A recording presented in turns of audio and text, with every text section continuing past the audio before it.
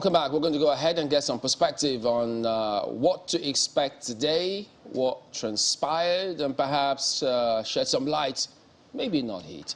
Well, this morning we've got Mr. Agbenga Olapo Ashim, who is the chieftain of the APC. He's aspired to get that #1 position himself once upon a time. Good morning. Thank you for coming on today. My pleasure to be here. Good morning. Well, clearly you'll understand how some of these things play out because, I mean, haven't tried to get it yourself. So you know perhaps sometimes how some of these things happen. But in terms of what is playing out now within the ruling party, for those who are watching, they may be a little surprised. But for you, would you say that, well, this is normal, or you feel, okay, well, some parts of it did surprise me?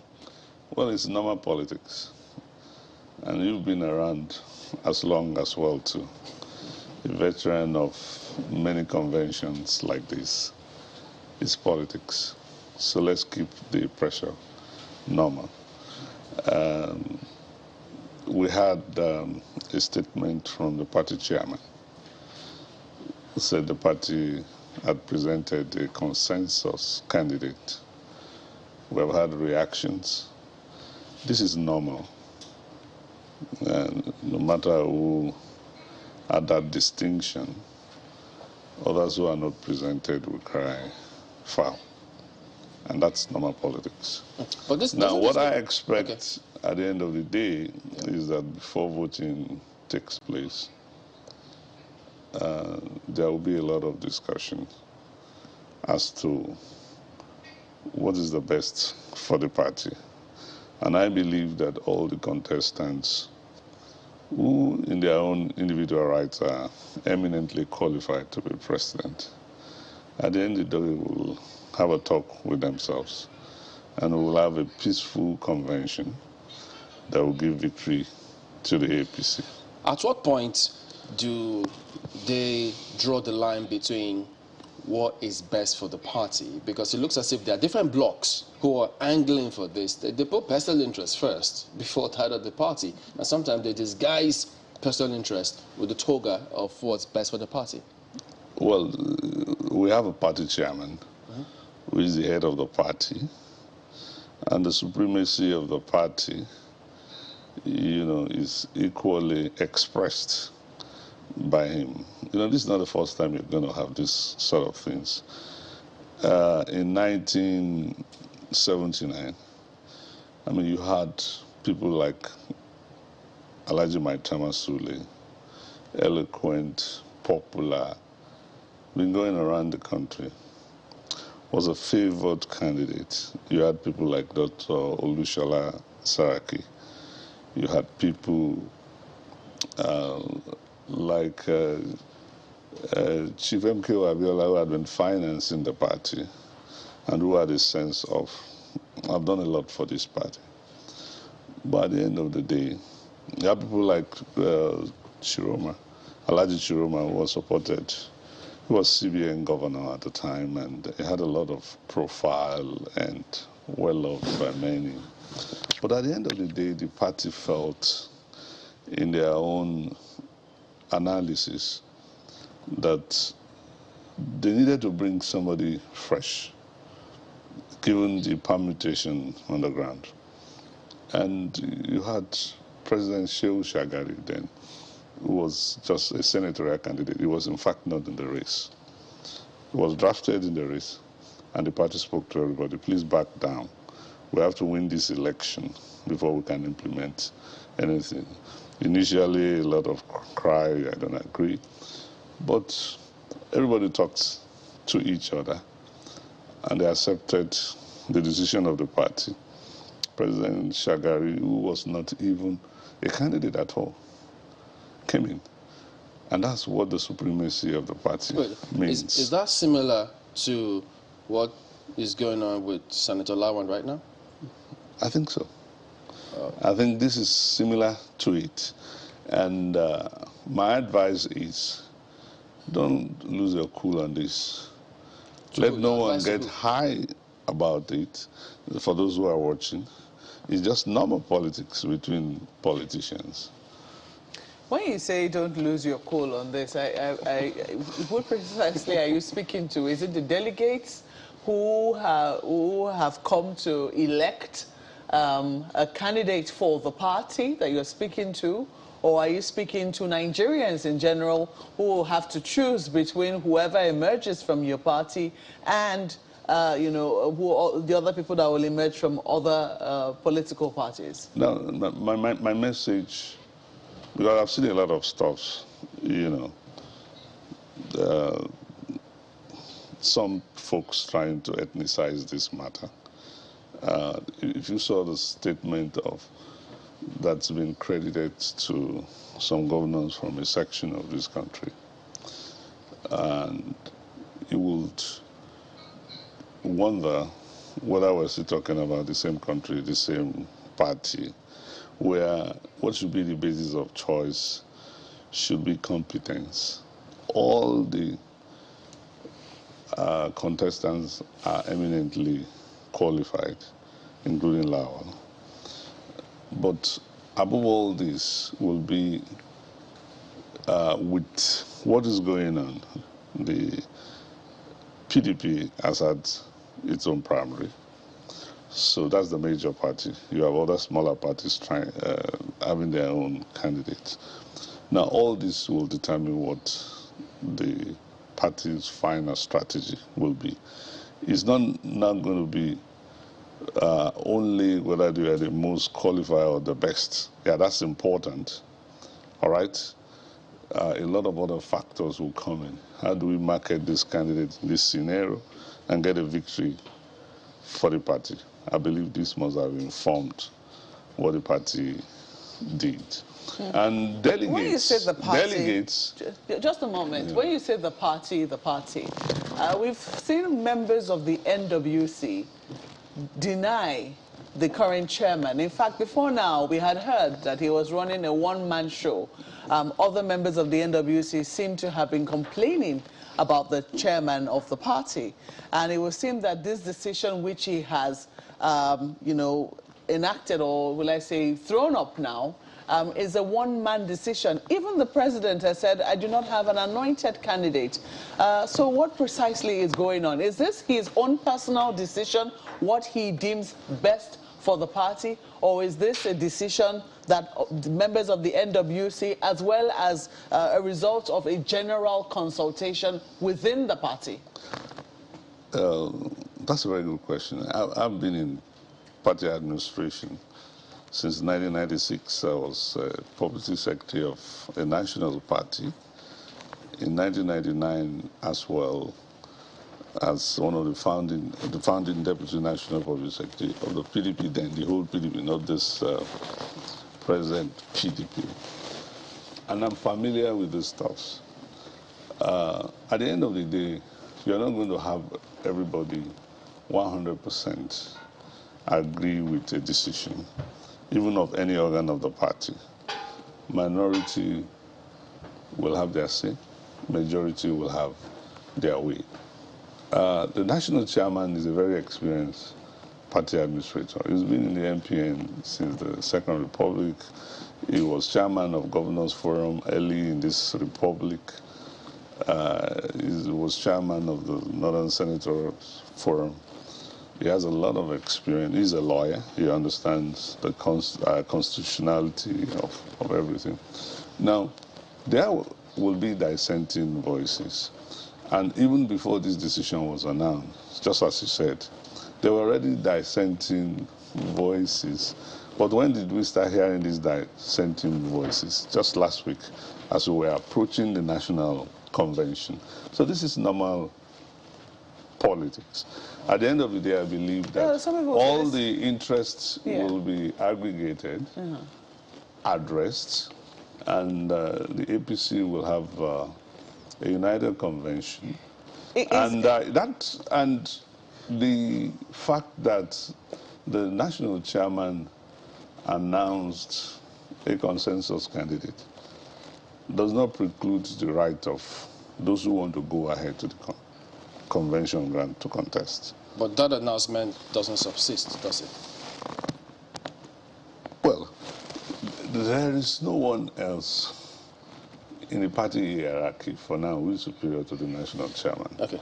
And under normal circumstances, if you say the president will not normally make an announcement of the party candidates. This is outside his prerogative. All right. We've since been joined by Honorable Benjamin Kalu, who is a member of the Communication Committee of the Convention. Good morning. Thank you for joining us today on the program. Well, it does appear as though the communication coming through from all of what is going on seems to be chaotic. Many just think that they've never seen, it seems to be going in almost all directions. What is going on? Thank you very much, Chamberlain. Nothing is going on. This is just a reflection of what happens in a big party as large as it is. We knew you were going to almost say that, didn't we? It's normal in the sense that this is the season for it, where we want to bring out an individual that will lead the nation. And a lot of interests will always play out. We have people who are for one candidate, those who are against one candidate, those who are for the next, and those who are against the next. And it is expected that these activities will be ongoing. It shows the process of democracy. You know? Okay. The information that you're getting, some are coming from credible sources, some are being played on by the media. Sorry. Honorable Kalu, my apologies. We had to fix your mic. So just a minute. But Mr. Shim, well, he says, look, you both seem to say, well, this is normal for a big party. But is it normal for a chairman to announce a candidate and then after a while, you see some recanting, you see governors come together as a bloc and say, no, that is not the case? You see, with due respect, governors don't constitute a distinct organ of the party. All right? But we know that they can put their foot down and have their way. They are an interest group, all right, in the party, just as you have the National Assembly caucus, and just as you have the youth caucus, just as you have the women caucus. Now, it's unfortunate that we have come to a stage in our democracy where just people can constitute themselves into an organ of the party. Are you downplaying their importance? Not to because I mean, the president met with them, seeking their cooperation. Well, they have the right, as an interest group, those who have spoken, to speak. But they don't constitute an organ of the party. In other words? They don't constitute a constitutional organ of the party. And it's not the first time we're going to have governors in this democracy. Alhaji Abdullahi Adamu himself was governor 20-something years ago. He was a two-time governor. He's been senator, he's been minister, he's been everything. So are you saying they will have no impact, no significant impact in what will go on today? I've not said that. What I merely said is that the party will listen to all its constituents, accommodates their views, aggregates their views, and at the end of the day, reflect such in the management mechanism of the implementation of its decision. A decision has been announced. So who did they consult is the question. If the governors, who are a powerful and influential group within the party, even though they're not an organ, and the president has said that he has no anointed candidate, who precisely did the national chairman consult? Well, I would believe that the statement that came from one of the officials in the presidency is a normal statement you should expect in this kind of situation. You need to de-escalate for people to get together to talk. And I will put that statement within that context. At the level of the national chairman, he couldn't have made such a big statement without having done the consultation. So who do this you is think? what I would want to believe, and I'm not speaking for Consulting the with presidency who? Consulting with who or precisely? for anyone. Now, but the take home here is that at the end of the day, those who don't agree have a right to go to the convention ground All right, Honorable Kalu. and contest. Pardon me. They do Go have. ahead, please. You're making a point before we went to correct your mic. Yeah, so I was saying that it's expected that we have this kind of conversation going on, both within the party and outside the party, because Nigerians are interested in what is happening in the APC, knowing fully well the capacity we have to produce the next president. And I am happy, personally, with the list of individuals, screened for these events to take place. They are credible individuals. They are not pretenders. They are real contenders. These are people who have proven themselves in various fields of life. So I'm happy we have an array of a lot of them. But you see, where you have the aggregation of good leaders, there will always be one that is the best among equal. And that is what we're trying to select. And the process of achieving that will be done according to the law. I say so because we are those who have been the disciples of democracy, and we have tried to project the ethos of democracy. Recently, the House, which I speak for, but today I'm not speaking for them in this program, I'm speaking for the Convention Committee, looked at electoral reform and considered various sections of that electoral act to accommodate what is the expectation of the masses with regards to reform in the sector. 84, Section 84 comes to mind, 84.9. And we are saying the process of these selection will be done according to law. If it is indirect, if it is direct, if it is consensus, that's a process laid down by law. And we're not going to disappoint Nigerians in making sure that this process is followed. So those who are actually complaining or heating up the politics should not bother themselves, because the leadership of our party and the nation will not untwist anyone. We will go according to the law, and that is what you're going to expect today. From the announcement yesterday, yes, the northern governors seem really angry in terms of that announcement that was made by the national chairman announcing the candidates as consensus, which they eventually rejected and says no, that they insisted it's got to come from the southern part of this country. What can you tell us about how that went on? How did the national chairman arrive at that decision? Because now many think the convention committee may have a lot to handle, because if they seem not to gather in this step, coming into the convention, you just may prepare for a lot more than you thought. Yes, definitely yes. The northern governors, they are major stakeholders in our party. If you like, the progressive governors, they are major stakeholders, and their opinion should not be thrown to the trash can. They control a whole block of the lifeblood of our party, and based on that, if there's an opinion from them, the party is not going to throw it away. But the harmonization of such opinion will always be done with the spirit of the supremacy of the party. At the end of the day, we will always hold our party supreme to whatever views that each of the stakeholders, want to express.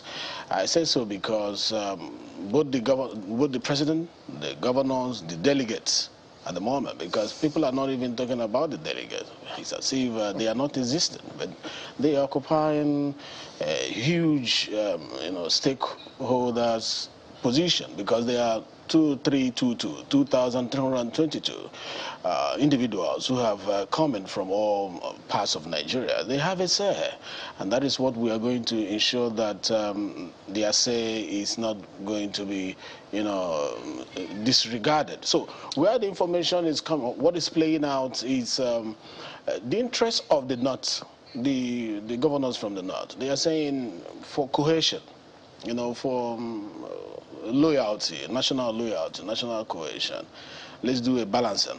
You know, we are a little to the left, a little to the right to bring balance into leadership. That is their opinion. Do you stand with the governors, or you think that the consensus candidate as announced by the party chairman is the way to go? As I'm speaking for the convention, I will not take sides with any of them. I will not take sides. You're not an interested party? I'm a delegate myself, yes. And I will not announce my results, my votes on air. I won't do that. But you see, I've had a lot of people come here to speak for one candidate or the other. You know, I am not speaking for any candidate. I'm speaking for the party, and the party is, you know, charged with making sure that whatever decision we come out with will help nation building, will help us to increase cohesion in the country. So however we achieve that, it will be done in a respectful manner that will carry everybody along. Let's leave this conversation to Lagos. Thank you, Malkwe. Honorable Kalu, let me begin with you. You said something about aggregation of thoughts and opinions now, and that they have to, while those are valid, the position of the party is going to be supreme. Question that comes naturally to mind is, if the critical stakeholders, such as the governors, almost all the governors of the APC agree that, you know, the presidency should come, the presidential candidate of the APC should come from the south of Nigeria, and there are some members of the NWC who are already, you know, unhappy with the decision that has been taken and statement put out, who then is or are the party? The party involves the stakeholders, like I mentioned to you, and our constitution, with regards to these primaries, have.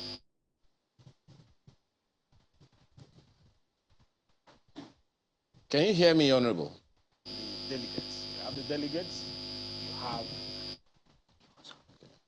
Well, I'm not very sure. I think the microphone, your microphone is still a little, still needs a little bit of attention. Well, maybe I should ask Sir Olawu Hashim. I don't know if you can take on that same question. And you have also spoken to about the same thing, that whatever the party decides is the way to go. If there is not so much consultation, it would seem, with relevant critical stakeholders like the political, like the governors, who, as we all believe, hold the party machinery of their various states in their hands, determine to a large extent the people that will show up as delegates at the party, at the convention. If their opinion doesn't seem to have counted and that statement has gone out, to perhaps to ask Chamberlain's question in a different way, isn't there already a serious crisis that may mar the outcome of the convention of today? Well, I do not think we're going to have a crisis. While I can speak directly, I'm not an official of the convention committee. I'm a delegate. I'm free to express my view.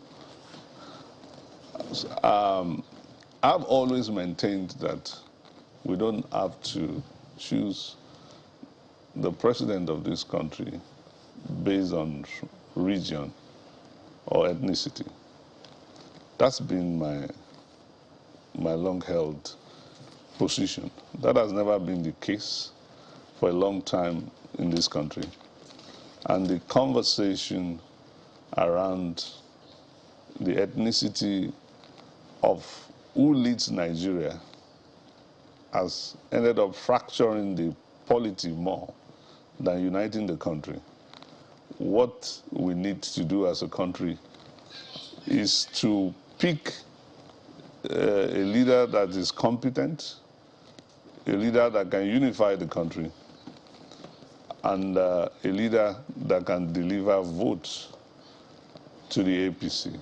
The APC delegates who are the greatest stakeholders who are going to vote today are going to be considering these issues. And I believe that they are watching and listening to all the advisories from various quarters. Whatever statement anyone makes are just advisories at this level. At the end of the day, the delegates are going to make up their mind. And I believe that the position of the party, which has been announced by its national chairman, will take all these views into account to ensure that at the end of this convention, we go as a united family and achieve results that can unify the Nigerian state, stabilize it, and then give us a leadership that will be able to address the core issues that affect Nigerians, which are issues such as security, the challenges of infrastructural development, jobs for the people. So I think these are also very important elements in what we do as political leaders, rather than just whether the president comes from the south, north, or wherever. This has been my own long-held position, and this will influence my vote today. I will vote for a candidate that I believe is good, a candidate that will address these issues, regardless of where that candidate comes from. Mr. Olawepo Ashim, little as consultation may have been in announcing Senate President and aspirant Hamid Lawan as the consensus candidate, I noted that the national chairman said he made that announcement after consulting with Mr. President. Now, would he have made that announcement lightly, or is perhaps Mr. President processing his anointed successor through the national chairman of the party? Like I've said, the national chairman is a very experienced administrator, both at the party and the governance level. He could not have done what he did frivolously. And I will expect everyone, including officials in the presidency, to be cautious and make sure that they don't end up undermining the party leadership. I mean, this is very important. As an experienced politician, I know the president is not going to come to the television and say, this is my candidate. If he has any candidate, he's going to say, Mr. Chairman, these are my views.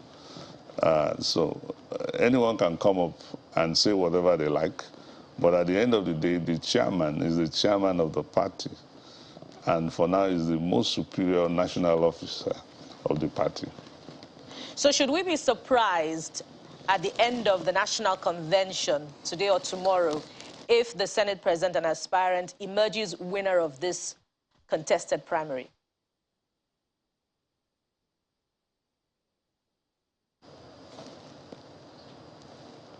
Sorry, I didn't. Mr. Olawepo Ashim, I'm sorry you didn't hear that, but it's very straightforward questions. Should we be surprised that Senate President Hamid Lawan emerges the winner of this primary at the end of today or tomorrow, even though he's not tipped to win? Well, I don't know how you come about who is tipped to win. It's a process, and in politics, 24 hours is a long time. But I think it has a lot of momentum, and what is necessary is to do a lot of confidence building. He's an accomplished gentleman. He has a PhD in the United Kingdom since 1996. He's well educated. He's experienced. He's worked in public sector as well as in politics. He's a minority from the north. He's not a Fulani or Hausa man. All right, he's from Bade, a very small, tiny ethnic group. I believe that it will be a good testament for Nigeria that someone from a minority group can be president of this country. It helps the country, it helps national unity, that you don't have to be from any of the big tribes to be considered worthy to lead the country. And I believe that that's a strength for, it will be a strength for federalism. Let me This is ask my opinion. Yes, Honorable Kalu, you mentioned the other time that it would seem that no one is talking to or about the candidates, so let's speak to that. There's the contention that's been going on for a while that a sizable number of delegates may not be as educated as necessary concerning the assignment that they are, tipped or pitched to take on or to undertake at this convention today. Many pictures, have been around concerning the type of people that emerged as candidates from various parts of the country. So the question then would be, in your opinion, do you think we have sufficiently, significantly engaged the delegates, engaged the contestants that they are going to be selecting from, concerning what they intend to do to make the country a better place? Such a debate has not been made public, but one is wondering if such a thing ever took place, if the delegates have the dossier of the contestants and what they plan to do for the country, maybe or maybe not in line with the APC manifesto. Yes, let me make this clear that like I mentioned before, these are not pretenders, these are contenders. And in contending, they've been using every marketing tool to showcase themselves. If you open your television channels, you'll see them, reaching out to the delegates. And beyond the boxes of television and radio jingles, these ones have been on their tours, visiting and consulting with these delegates across the nation. Even up till 3 a.m. this morning, you'll be shocked to hear that even the man that is being claimed to have been favored was on his toes, reaching out to people. I was in one of those gatherings around 3 a.m. in the morning, and Senator Ahmed Lawan, President of the Senate, was there, I watched him address 5 states from the Southeast. I also saw the Vice President reach out, conversing and letting people know what they are bringing on board. The same for Amechi and others. So this is the true spirit of democracy, whether the delegates have been well informed. The information prepared by these contestants, they are all over the place. The literatures, the jingles, the messages, they've been well educated. And we cannot cast aspersion on the capacity of the delegates selected through various local governments as being, they are not capable to do the job. No, they are well experienced. Most of them know what the nation needs at the moment, knows what the party needs at the moment, and they'll be showing it with their votes. So it is going to be purely democratic process, and that's the message I'm sending to Nigerians, that whether it is a favored candidate, when we address, even the President of the Senate did not call himself consensus candidate. He called himself an adopted candidate, preferred candidate. And nothing is wrong with Mr. President, maybe through the chairman, saying this is who I prefer.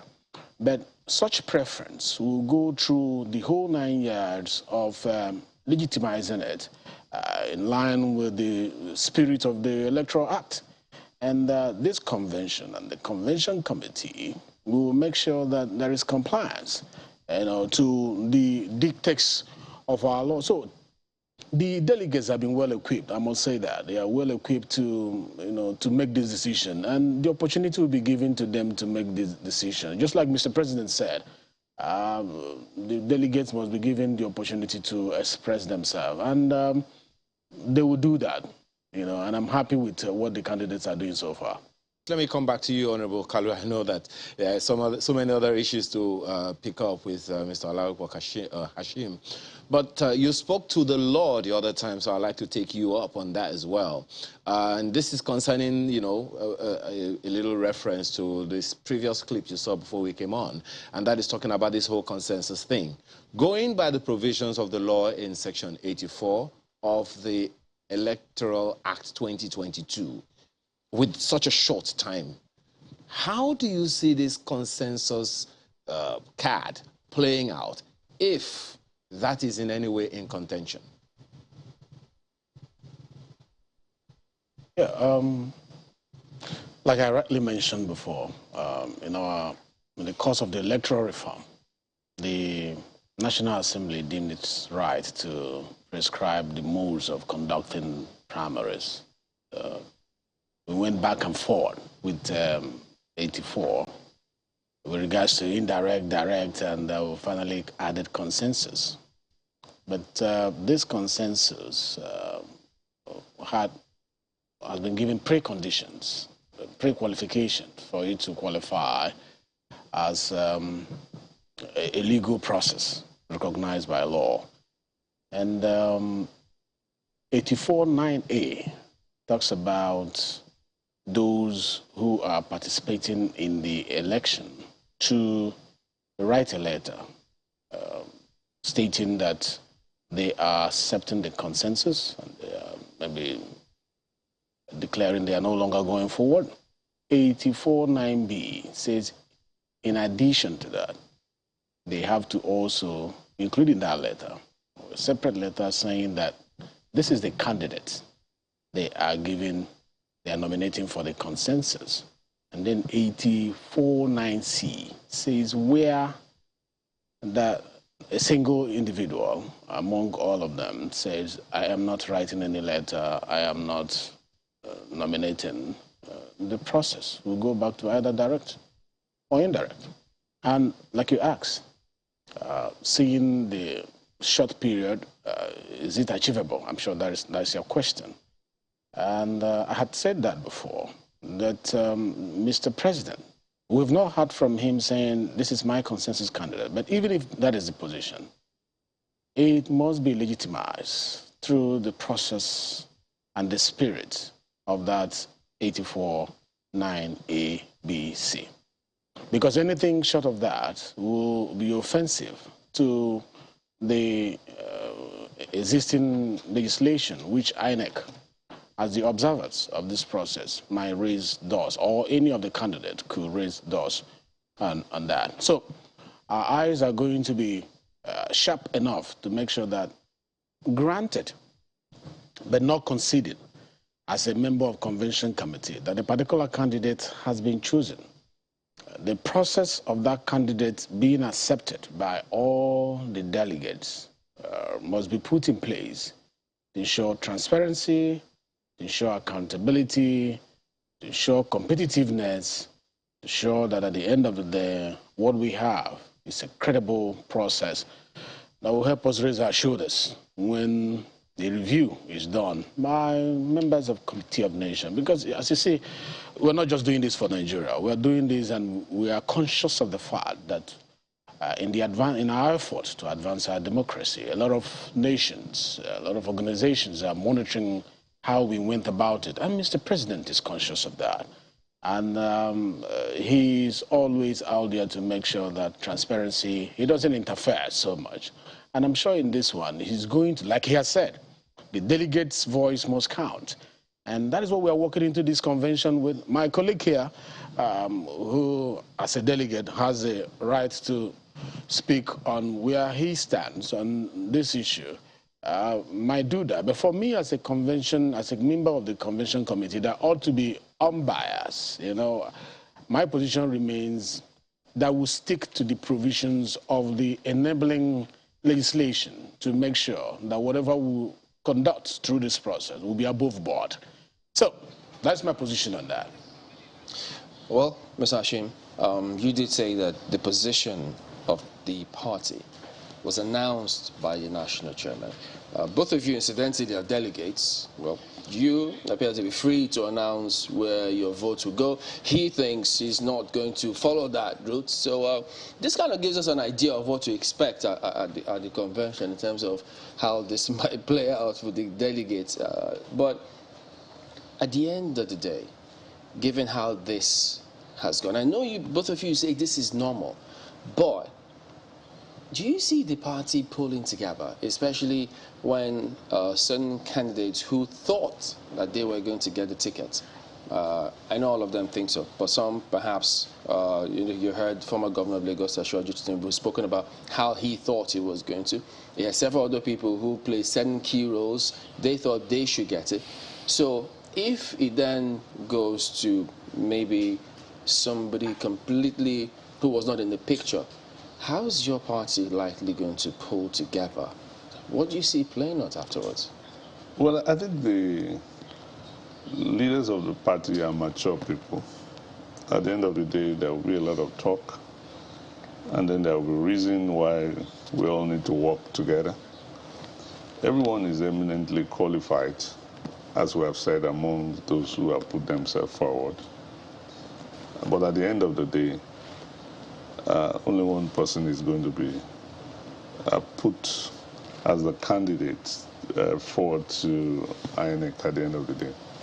I went down memory lane, what happened in 1979. Maitama Sule was a fantastic politician. Chiroma and all of them, they were leading candidates. Were you disappointed? As recent. Just sorry to interrupt your thoughts. I know that you went down memory, and then you were much younger. Yeah, you are much younger and perhaps more aspirational. Then, as a younger person, for this fine candidates whom you talk about, because it seems you still remember them with plenty of relish. Were you, these are fantastic were you disappointed that those kinds the of candidates did not emerge?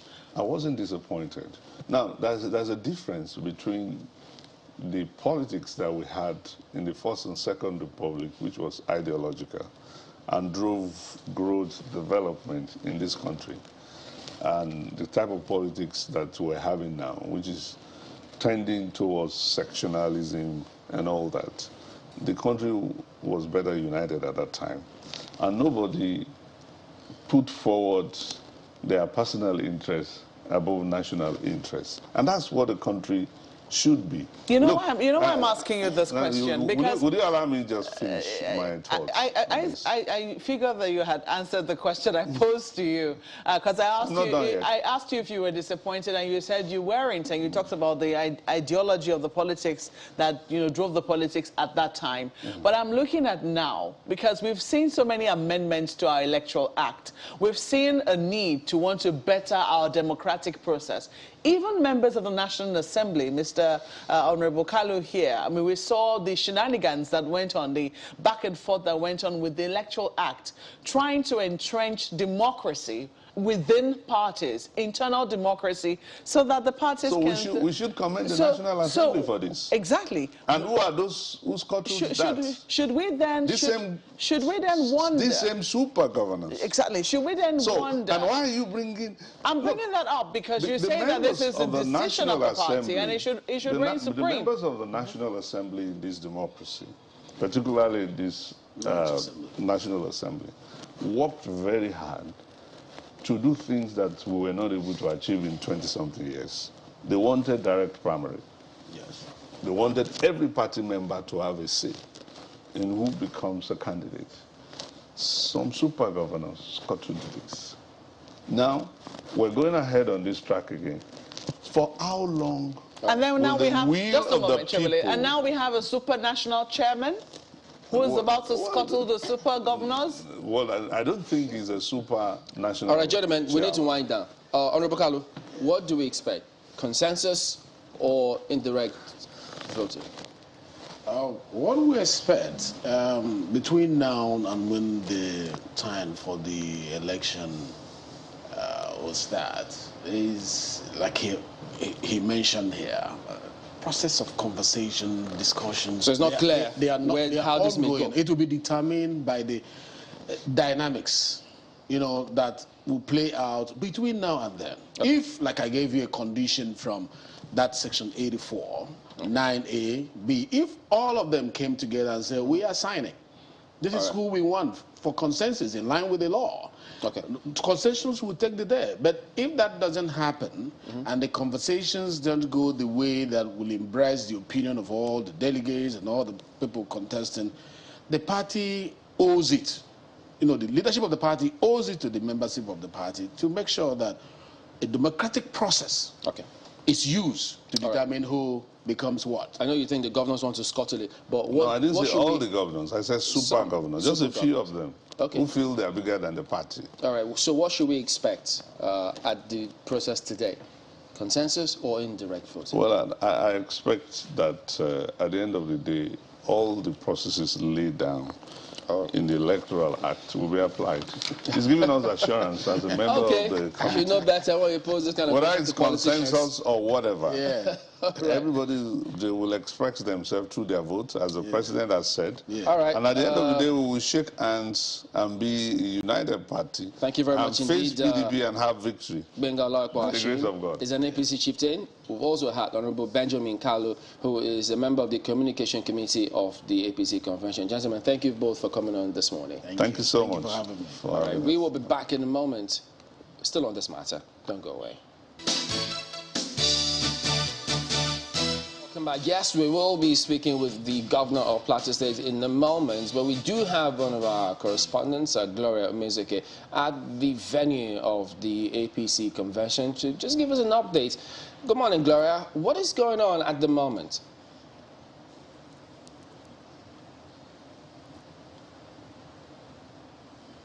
Okay, we're live here at the special convention of the APC presidential primary. And right here, it's been a flurry of activities just outside the arena. We have supporters beginning to pick up activities, the bands beating, the drums rolling, and then people milling around. But nothing very serious is going on. The weather actually looks very hazy as it stands, and possibilities of rain, which might pose a bit of a concern. But right inside the arena, it's quite calm. You can see no delegates whatsoever are here, just the media setting up and people sweeping. Even as it stands, just the ballot stands are here. The ballot boxes are not yet mounted. And then the colorful array is still very present, just as we witnessed in March when we were here for the national convention of the APC. About 12,000 delegates converged here on the Eagle Square. And then it was for the election of the new national chairman, party members and NWC members. But right now we're here once again, and it's just about 2,340 ad hoc delegates expected here at the venue to elect one man who will be flag bearer of the APC. I'm going to be gunning for the presidential ticket come 2023. As it stands, we're still wondering if this event will begin at 10, because that is when it was scheduled to begin. And we're supposed to have a couple of speeches after then, arrivals, of course, when it's supposed to be scheduled to begin. But right now, I don't even know if 10 is still feasible. But we know that the president is supposed to be here maybe sometime around 4 p.m. So we know that loads of consultations are still going on. Like you saw earlier in the report, several meetings have been going on because they have not yet secured a consensus candidate. We heard just yesterday, a few hours ago, the national chairman talk about getting all parties following a particular trajectory, and that is Ahmed Lawan, the president of the Senate. But we know that the 13 governors are averse to that. They're saying that they want to cede power to the South. So right now, that contradiction is there. Even the president is saying he is not imposing any candidate. So all of these contradictions really is causing some obfuscation right now. We do not know how the party is going to sort all of this out so that the convention can take place as peacefully and credibly well as possible. Thank you. All that is happening and more. Now, let's go on, and we've got His Excellency Simon Lalong, Governor of Plateau State and also Chairman of Northern Governors Forum. Good morning, Your Excellency. Thank you for joining us on the program today. Now, a lot has been happening, and perhaps still will before the voting begins today. So, tell us, does your party have a consensus as of yet on who the flag bearer will be? Thank you very much, Assembly, and good morning. Well, we had a press conference yesterday after our meeting, Mr. President, and in that meeting, we listed reasons why we believe that in the interest of fairness, interest of equity, and the interest of sense of belonging is what we have been drumming for a while during this campaign, that for fairness, the presidency, we believe that the ticket must also shift to the south. And that was what we did yesterday. We had a wonderful meeting with Mr. President when we had rumor that there was a decision for a consensus candidate, and which many of the aspirants, they didn't believe it was coming from Mr. President. So we had a meeting with Mr. President, and Mr. President said, yes, I don't have a favorite candidate.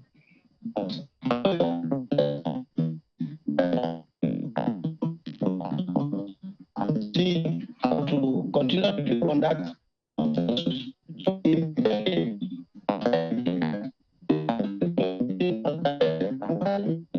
the national working committee, thereafter with the national team, and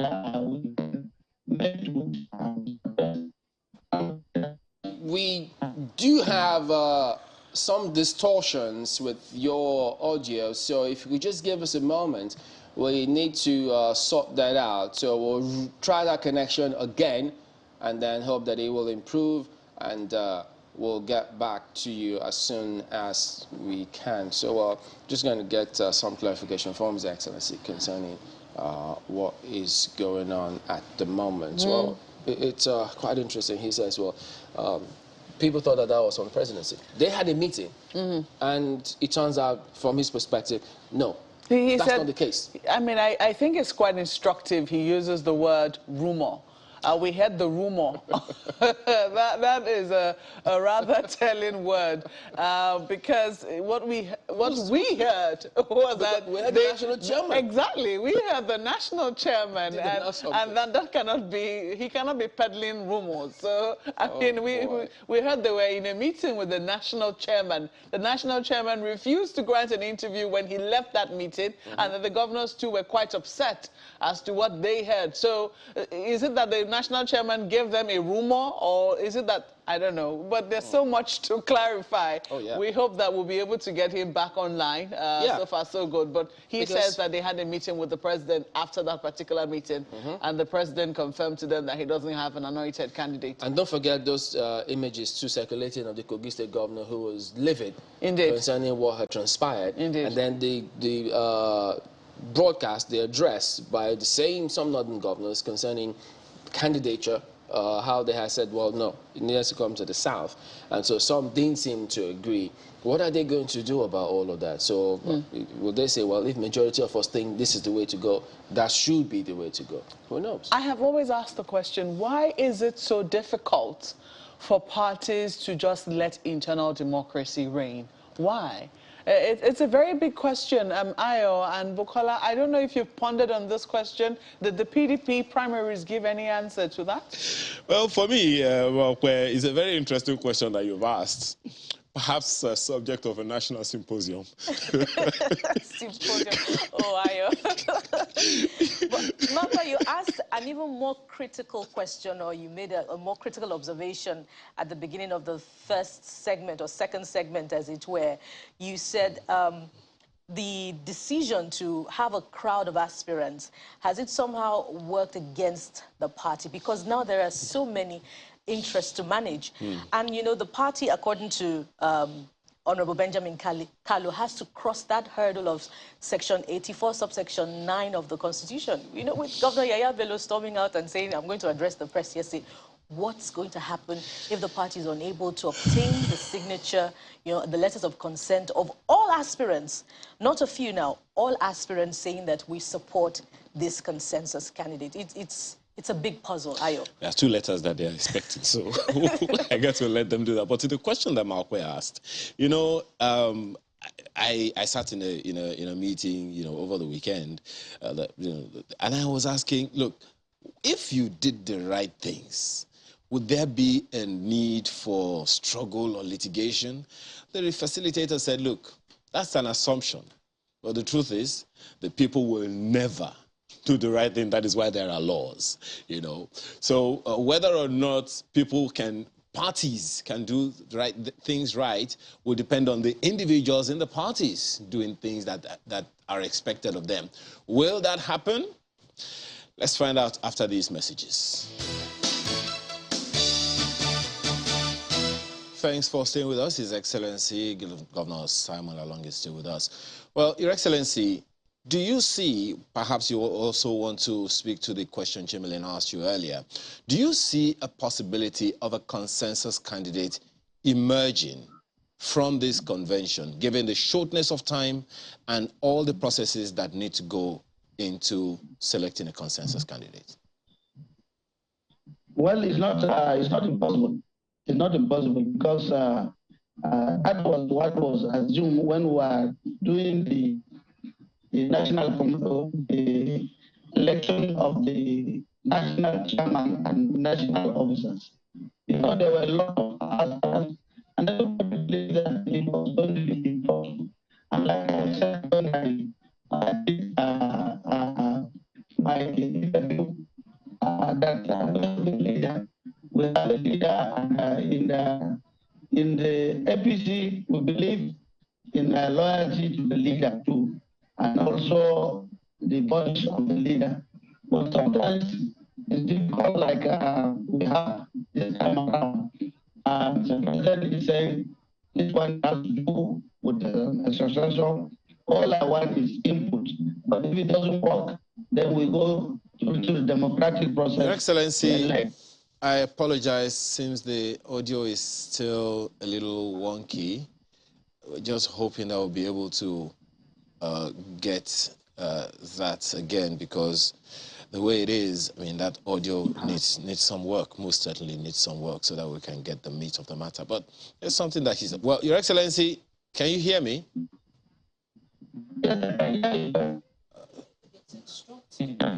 Well, I don't know. I don't know if we can find. I don't know, because the audio is still a little, not so. So we'll change the laptop in a few minutes. Oh, okay. All right.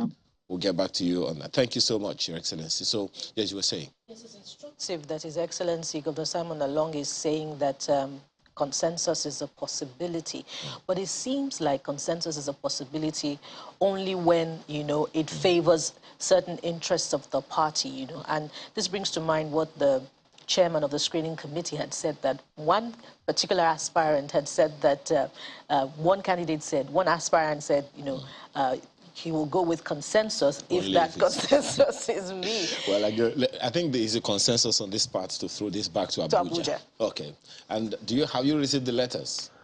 I wonder what letters that will be anyway. Unless that maybe my boy knows something, I don't know. Well, the only letter I have in front of me now is the one that has the name of Professor Rufai Alkali, who is the national chairman of NMPP. Good morning. Thank you for joining us on the program today. Welcome back from your trip to US.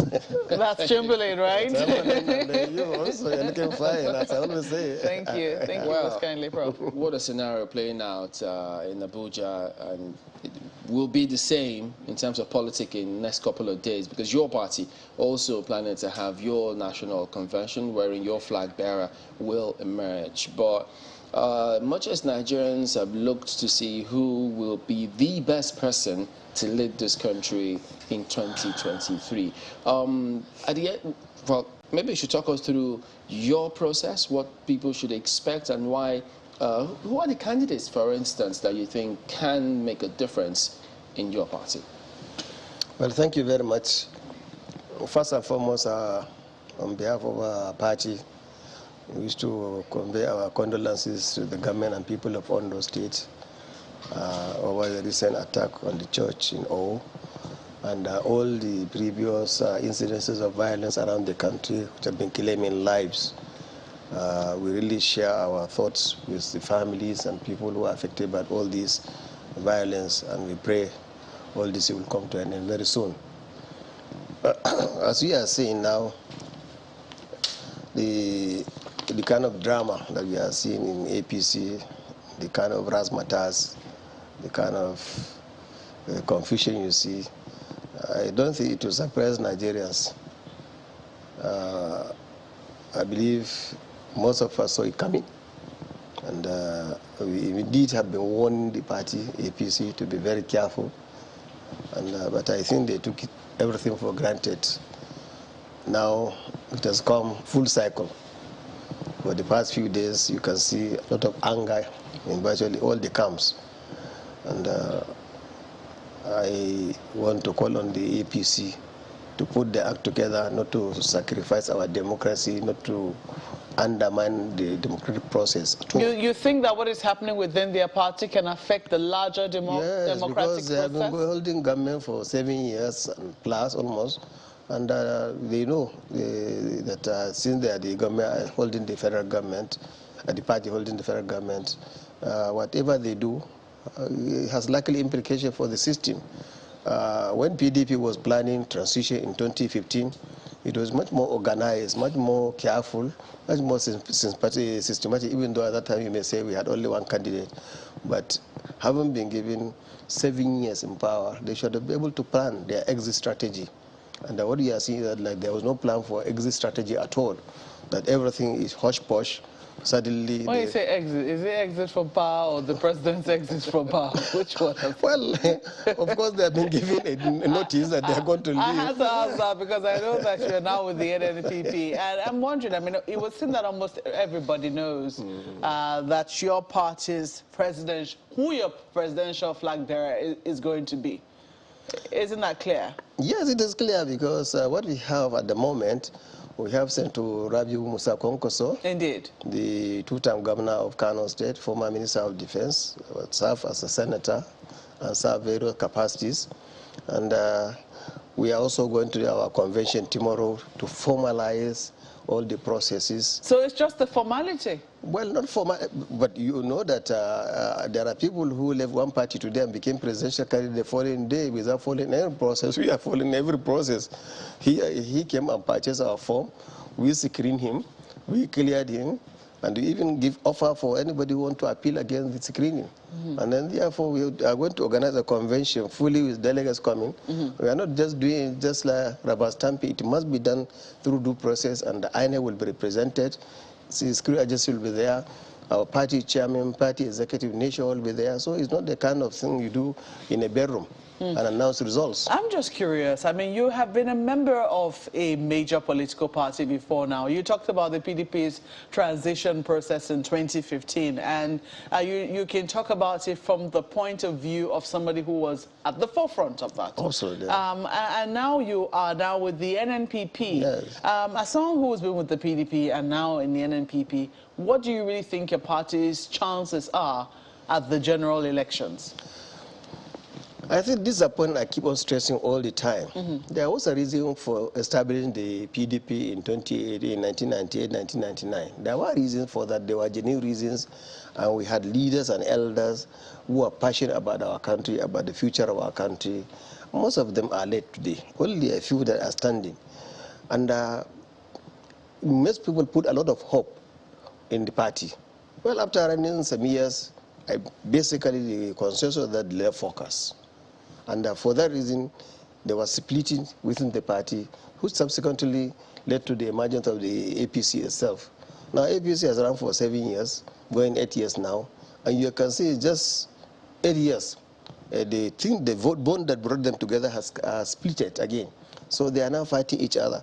So most of us, way back, almost 2 years ago, we believed something like that was going to happen, that they are going to implode.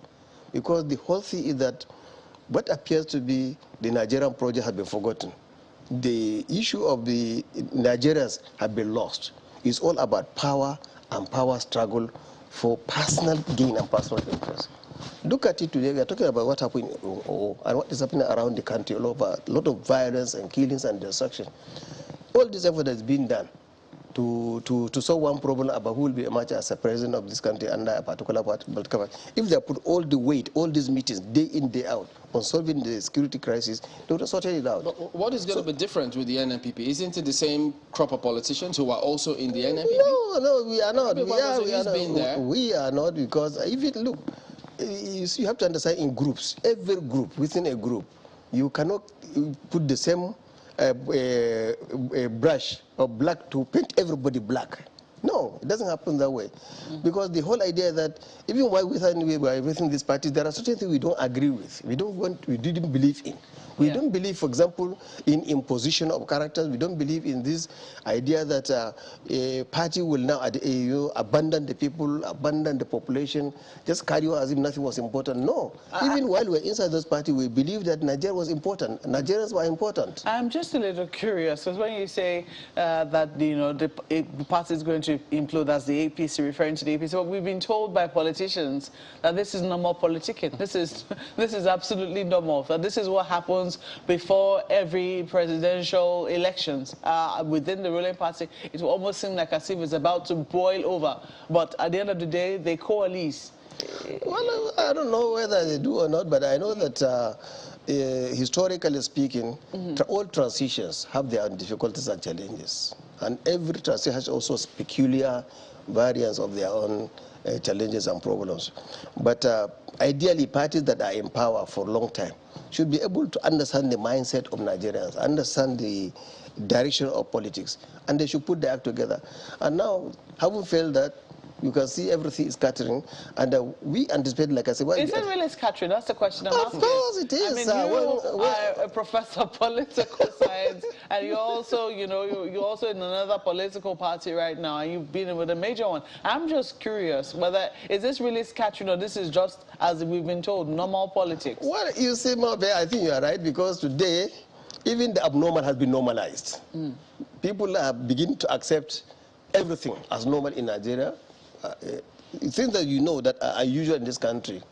If people are really fighting for this country, there's a way to solve the problem.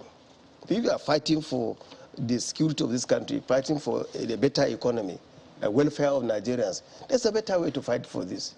But for everybody to believe he must be a president of Nigeria under this circumstance, and he's not ready to concede to anybody, assuming he becomes the president of Nigeria, does he expect that he's going to run the country without the support of others?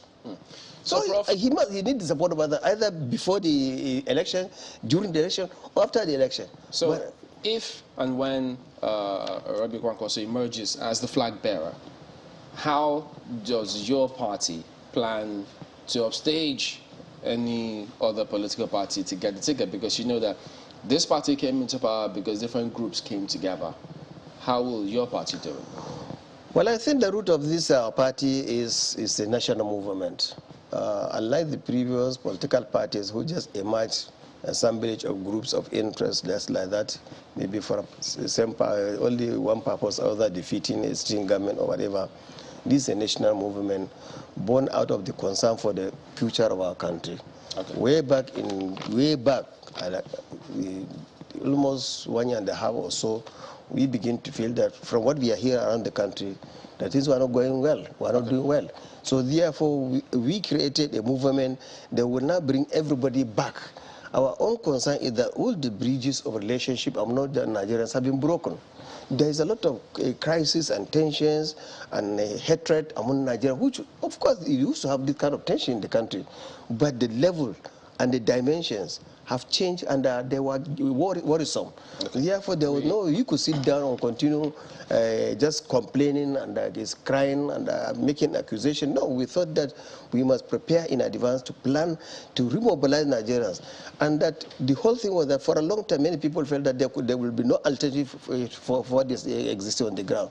We felt that there must be alternative, and we could create the alternative, and that's why the new Nigeria People's Party emerged as a national movement to change the direction of things completely. And I think that's why there's a lot of hope now being brought to Nigerians. And when we started, most people dismiss us that we cannot go anywhere.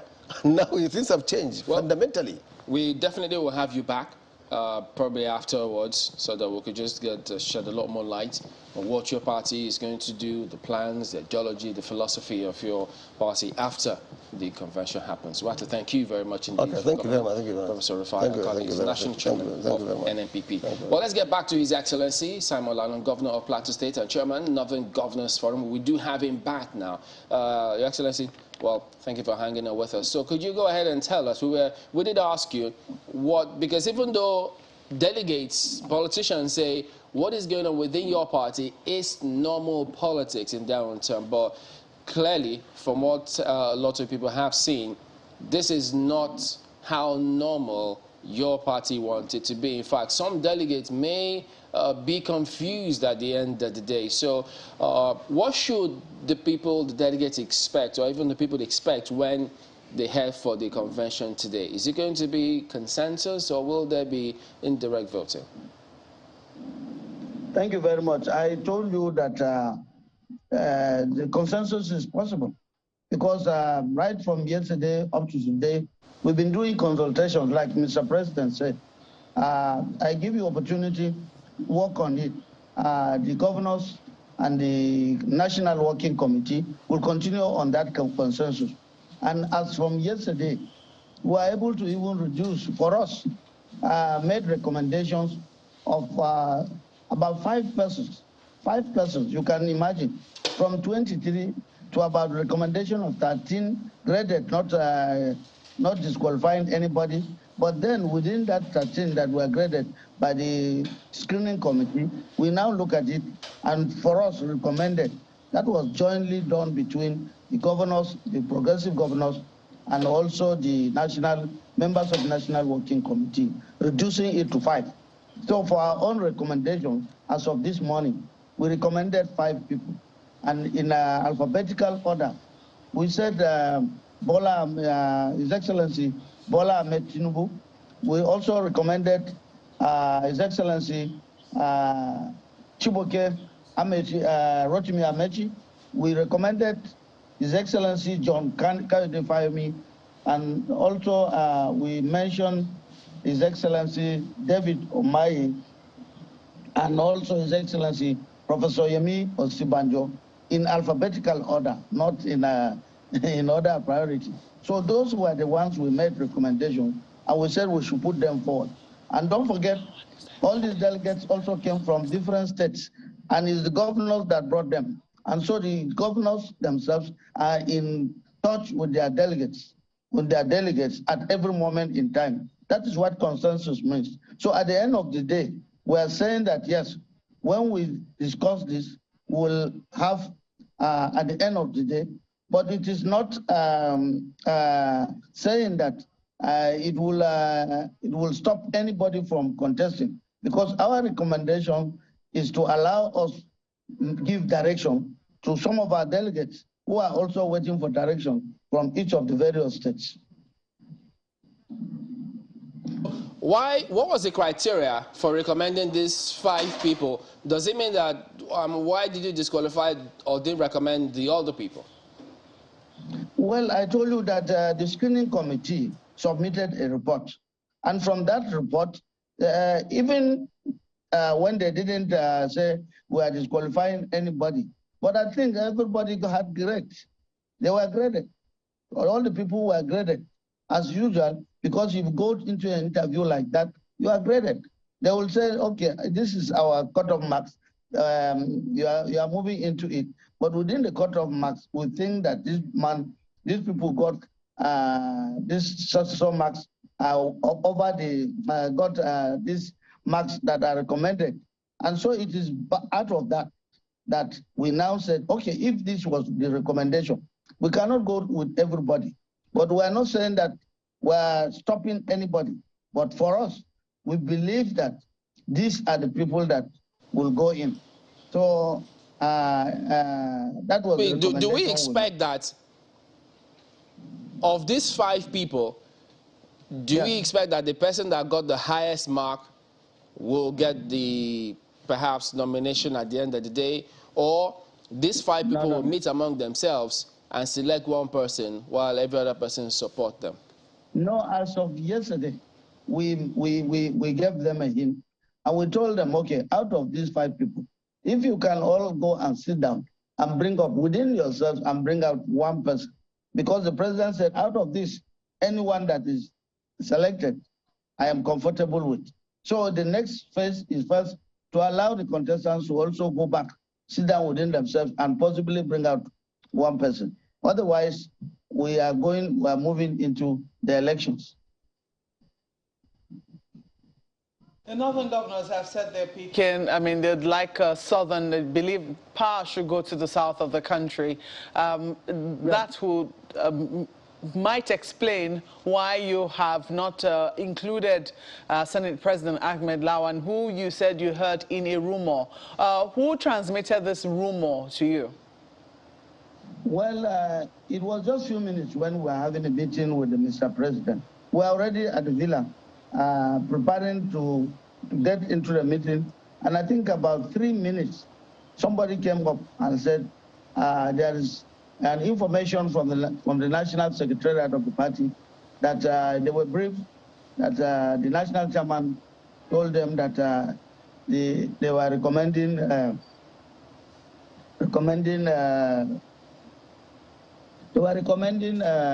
Senator Ahmed Lawan, His Excellency Senator Ahmed Lawan. So the information did not even get to us, but the person who had the information kept to himself until after we finished our deliberations with Mr. President. So we were told that that was the issue. So we tried to reach out to our members at the National Secretariat, and many of them were telling us, no, he mentioned it to them, but then it was not a decision by the National Working Committee. So we went on with our press conference thereafter and came up after the press conference to have a meeting with the remaining members of the Progressive Governors Forum, and then moved to the Secretariat to have a meeting to also hear from them, whether it was rumor or whether it was real. Excellency, one name is unmistakable in your list of recommendations of 5 aspirants, and that is the national leader of the party and former governor of Lagos State, Asiwaju Bola Tinubu. And indeed, because of that, the permutations are that the decision of the northern governors to zone the candidacy of the party to the south is because they are actually in support of that aspirant, Bola Tinubu. If you were to narrow it down to one, would that be the aspirant you would choose? And if at the end of the day he doesn't get the ticket, how will that affect the chances of the party? No. We were not particular to a particular candidate. We all graded them and we said, these are, for us, these are candidates that we met and made suggestion. And if we presented it to Mr. President, we said, because Mr. President said, I had given an instruction. And I believe that that instruction was going to be deliberations between you and the National Working Committee to come up, reduce the number to about 5. And so when we went back, we now reduce it to 5. And like I told you, it's not in order of priority, but alphabetically. So Bola Ahmed Tinubu is one of the 5 because his name is Bola. It starts with Bola, that is B. Not that it was in terms of grading. So we recommended 5, and out of these 5, we believe that everybody that voted for him was competent, but at the grading, we believe that these people are frontline. I would call it frontline. So any of them, and which Mr. President agreed, he said any of these 5 had contributed well to the party. And if one of them becomes the candidate, I am comfortable. So we are not saying we are particularizing it, and all of them believe that. We also believe that if anyone amongst these 5 is today elected, we will accept it.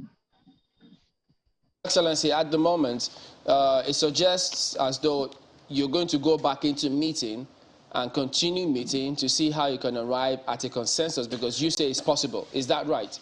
It's possible. Yeah, consensus is possible. I told you consensus is possible. We gave them opportunity to now begin to sit with themselves. Right from yesterday, I'm sure they've been sitting. And right from yesterday, we just came up this morning. We've also been interacting and consulting with the possibility that at the end of the day, it may even be reduced to 2. to two persons, and when we get in two persons, it's not difficult to elect two or three within 2 or 3 people. All we are saying is that we want to have a rank-free, and also give an opportunity to delegates to exercise their constitutional rights. All right, Your Excellency Simon Lalong, Governor of Plateau State and Chairman, Northern Governors Forum. Thank you very much indeed for your time this morning. Thank you. Very grateful. So, there you go. Do we take some messages, or that will be it for today? Well, I was looking through. I've seen one from Abdusalam Yusuf. Someone said, it says it's not fair for 2,322 delegates from the APC and 767 delegates from the PDP to propose the recipe for over 220 million Nigerians. Well, there are so many more parties. So I don't think that's all the delegates you have to think of. It says, moving forward, INEC needs to re-strategize the proceeding of party primary election towards the 2027 polls.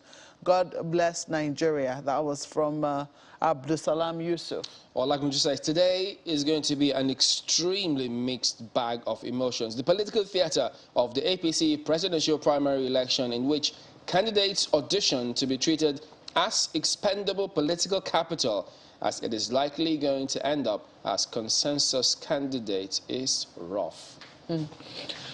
Well, we can say that the drama is on, and we will keep you updated and posted throughout the day here on Channels Television. I know that our Lagos studios too will be open, so look out, be on the watch out. I don't think you have any reason to be jealous, Buki, because I know that the studio in Lagos will also be open, and hopefully we should be getting some commentary from there as well. But hopefully you and I will be live on the ground, as well as our political editor with a very big political crew right there at the Eagle Square, bringing you live updates.